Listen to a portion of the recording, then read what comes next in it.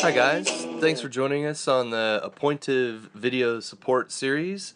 This video is on configuring the app, so we'll take you through a step-by-step process as an admin of going through the application and setting up a hypothetical scenario with appointment types and everything until you get to the point where you can make some test appointments.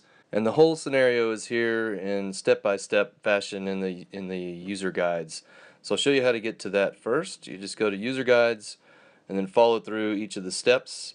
You'll notice that there is a section in each of the steps that kind of highlights over the step-by-step that we're talking about here, so you can follow along. Alright, so first let's go to the Salesforce Lightning Experience app launcher. If you're using Classic, you just use the app picker on the other side and choose Appointiv. And then once Appointiv loads, we're going to switch over to the configure screens. And the configure screen is where all the admin magic happens. You'll notice all down the left hand side we've got a list of tabs that you can go into. The first one at the top is selected first, which is application settings, which follows along with our step-by-step. So we'll first go into application settings, and then we can go in here and change the it says edit labels. This is really the metadata around things like your location, category, service provider. So we'll change all these through here. While I'm changing that, I'll just say that this is the area where you really customize it to fit your business type. So if you're medical related, then you're going to call your customers patients. If you're financial service, you're going to probably call your service providers advisors. So you just go through here and do all that, and then finally get down to save, and it's going to flow through the rest of the application. All those names are going to change anywhere they appear within the app and also on your booking form. So if you're looking closely, you'll see that locations is now called offices. So that second step here, I'll click on offices and I will go through and I'll add an office. So I'm going to include the new office called main, give it an address, click save, and that's a pretty quick and easy step. So then we'll move on to the next step, which is services in each office.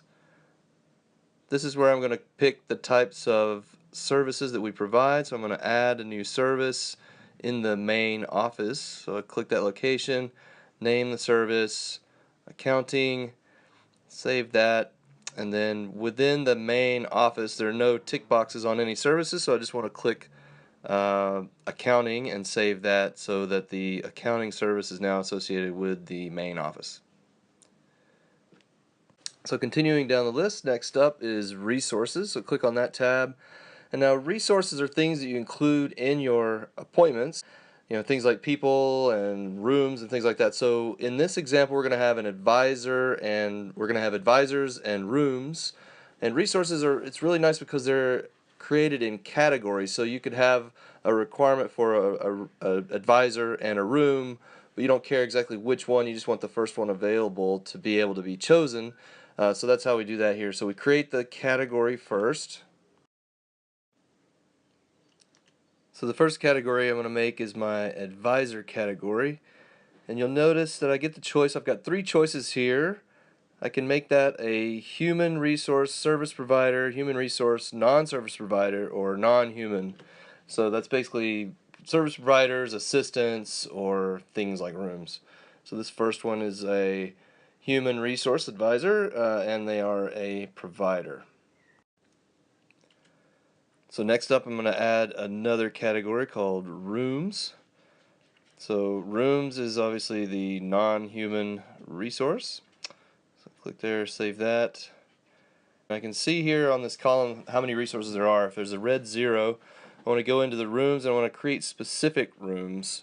And so I'm going to go in there, and this would be things like room 101 or room 102, and I've got to go through and just create each of those so that the system keeps up with where they are and whether they're being used. So I also associate them with a location. Go through and save that and do it twice basically, because I've got two different rooms that I'm using in this hypothetical situation. And you can also change the colors, so when you're looking at the at the calendar of resources, you can see easily which ones are scheduled and which ones are not. Alright, so we close out of here, and next up we're going to go down to our People tab, which is where we keep up with our providers and our assistants, and obviously want to go through and set these up with all the details required. So you want to put in there first name, last name, email, all the typical things, and then we're going to get down to resource type, and that's where you're going to select our record type, resource type.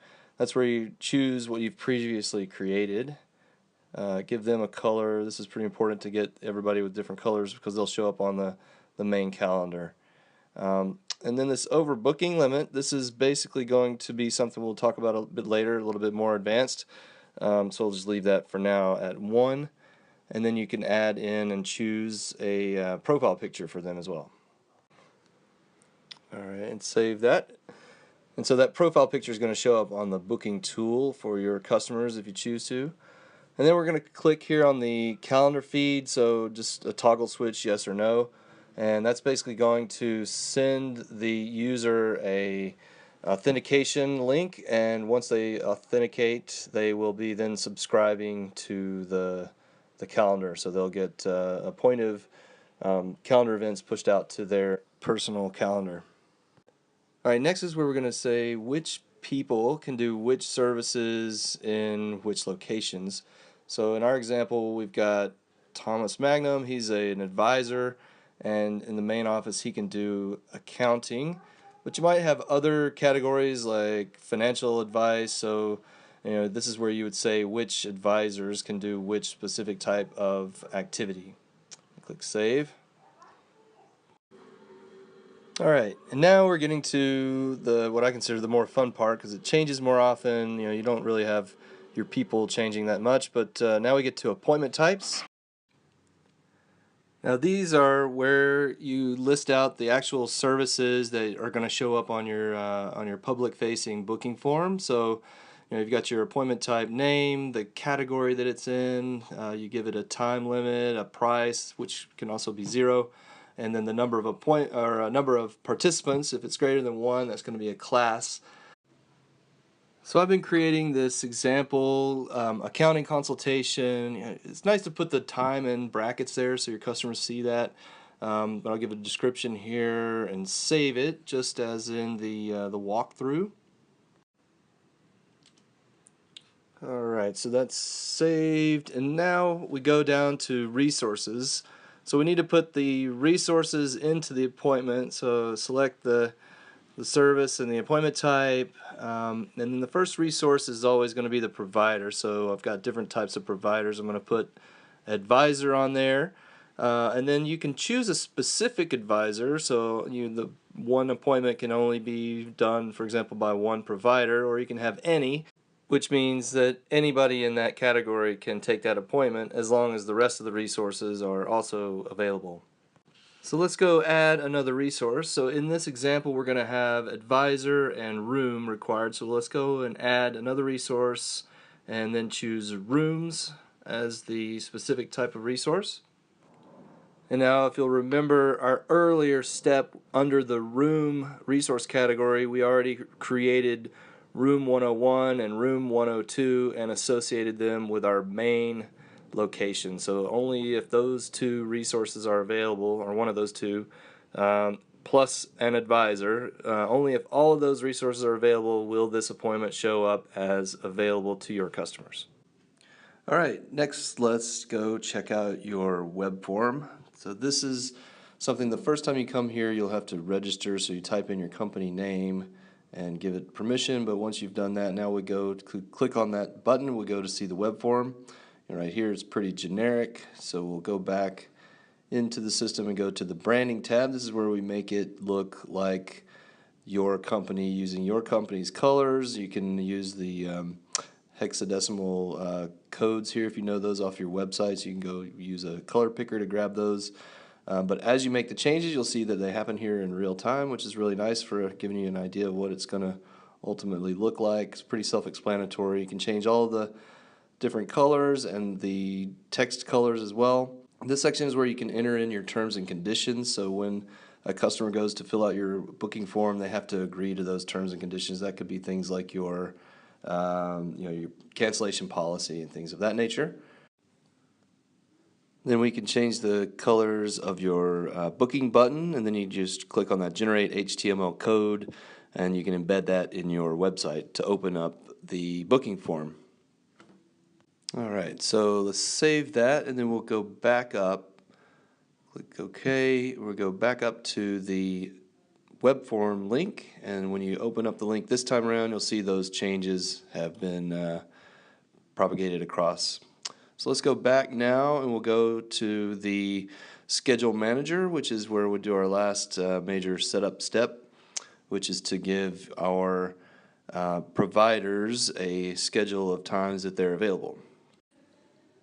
So you see I click that link, and then I get this where I can set their schedule. So I select my advisor, and each advisor is going to have a different schedule for each location, and the locations that you selected earlier are going to show up in this list. So we go through and click the days that they're available. You can do a break in the middle of the day and save that as well.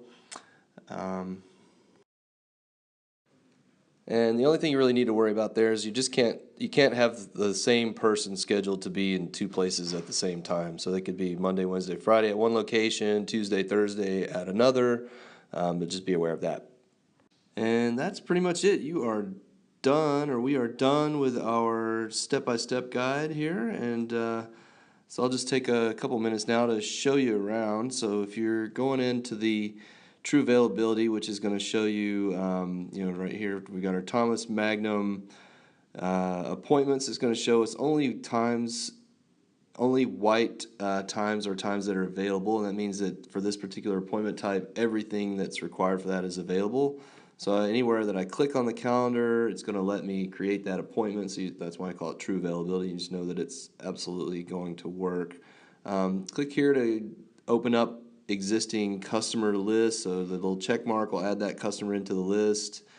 And you can also go on here and change things around if you need to. What else? So you can do recurring appointments. I'm going to do 3 times weekly, and save that, and it's just going to pop in the appointment. Done. Your first appointment booked. So things you can do once you have an appointment in the system: you can hover over, you can edit the appointment, you can drag and drop like I just did there, and any changes to the appointment time are going to get automatically updated to your customer by email. Yeah, pretty easy.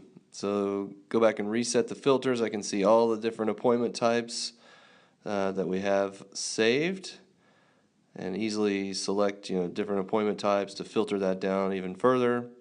Just really useful for being able to sort out what's available, what's booked. So let's switch over now. We'll have a look at the customer booking form. So this is what they see going through. They select their location, their category, select the advisor, and it pops up with all these different times that they can select from. Just click all the way through and choose an exact time. Then they fill in their personal details here.